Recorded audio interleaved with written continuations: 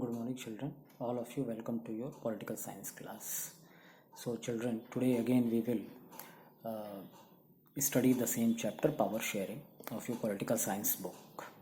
So, in my previous video, children, I told you about power sharing, that how power is shared among different organs of the government and how the power is shared among different levels of the government. So, today, children, we will see that how power is shared among different political parties in our country. So, children, one thing you know that our country is a democracy, and in our country there are many political parties. They are hundreds in number. So, these political parties, we will see that how power is shared among these political parties.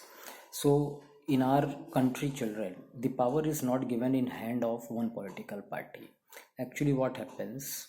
Every 5 years elections are held, and these political parties which are present in our country, they contest the election, and whichever party wins the election, that political party forms the government.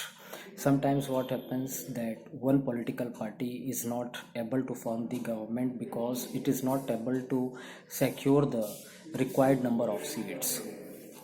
So in this situation, when a political party is not able to secure the required number of seats, then what happens? Many political parties come together and form the government, and in this way the government which is formed, that government is known as coalition government.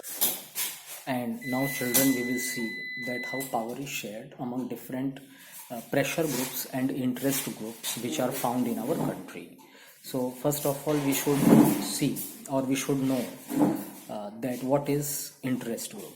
Now, children, you see, you must have heard also that sometimes the doctors, sometimes the drivers, sometimes the people who are working in courts, advocates, they also put their demands. They also try to influence the government.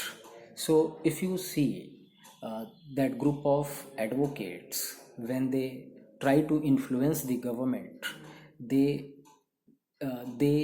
policy or their demand is mostly for the advocates only. They fight or they put their demands for the interest of the advocates.